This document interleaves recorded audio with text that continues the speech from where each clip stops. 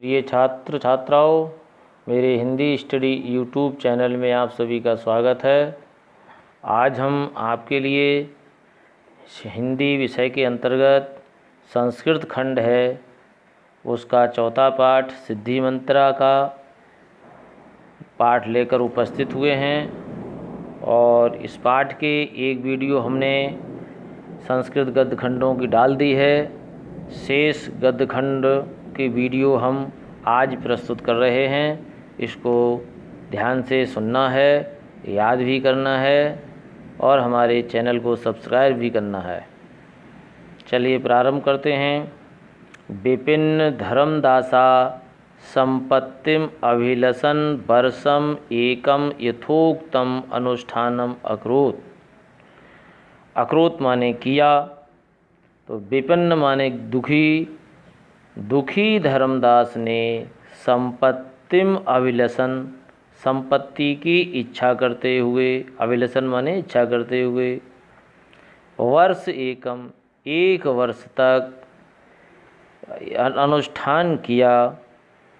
माने दुखी धर्मदास ने संपत्ति की अभिलाषा करते हुए एक वर्ष तक उचित अनुष्ठान किया। नित्य प्रातः जागरण तस्य स्वस्थम अवर्धत। नित्य प्रातःकाल जागने से उसका स्वास्थ्य बढ़ने लगा। अवर्धत माने बढ़ने लगा। तेन नियमेन पोषिता पशवा स्वस्था सबला चा जाता।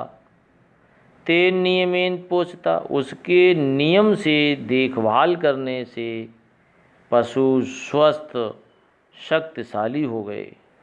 उसके नियम से देखभाल करने से पशु स्वस्थ और शक्तिशाली हो गए।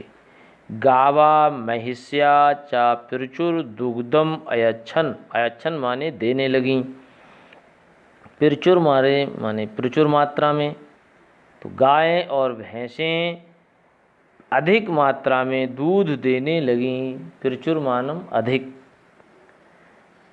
तदानीं तस्य कर्मकाराः अपि कृषिकार्ये सन्नद्धा अभवन्। उसी समय उसके नौकर चाकर, कर्मकार का माने नौकर चाकर भी कृषि के कार्य में लग गए। अतः तस्मिन् वर्षे तस्य क्षेत्रेषु प्रभूतम अन्नम उत्पन्नम। प्रभूतम अन्नम माने बहुत अधिक अन्न, उत्पन्न माने उत्पन्न हुआ। और उस वर्ष उसके खेतों में बहुत अधिक अन्न पैदा हुआ। और गृह चा धन अन्य पूर्ण जातम, और घर धन और अन्न से परिपूर्ण हो गया। एकस्मिन् दिने प्रातः रामदासा क्षेत्राणि गच्छन्। एक दिन प्रातःकाल रामदास ने खेत पर जाते हुए दुग्ध परिपूर्ण पात्रम हस्ते दधानम प्रसन्न मुख धर्मदास अवलोक्य। अवलोक्य माने देख कर कहा। तो दूध के पात्र को हाथ में रखे हुए प्रसन्न मुख वाले धर्मदास को देखकर कहा। माने एक दिन रामदास प्रातःकाल खेत पर जा रहे थे और दूध के पात्र को हाथ में रखे हुए और प्रसन्न मुख वाले धर्मदास को देखकर बोले, अपि कुशलमते, क्या सब कुछ ठीक है?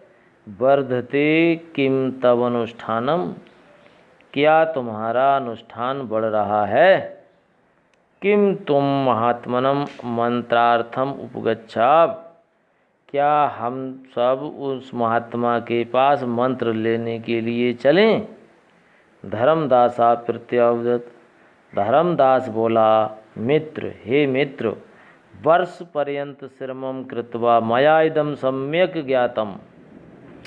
पूरे वर्ष, वर्ष पर्यंत माने पूरे वर्ष तक, श्रम माने मेहनत, कृत्वा माने करके, मय्यम माने मुझे, इदम माने ये, सम्यक माने ज्ञात हो, सम्यक ज्ञात ठीक ठाक ज्ञात हो गया या सही तरीका से ज्ञात हो गया। हे मित्र, वर्ष के अंत में माने पूरे वर्ष तक श्रम करने पर मुझे ये ज्ञात हुआ सही प्रकार से कि कर्म एव सा सिद्धि मंत्रा, कर्म ही एक सिद्धि का मंत्र है, माने कर्म करते रहो।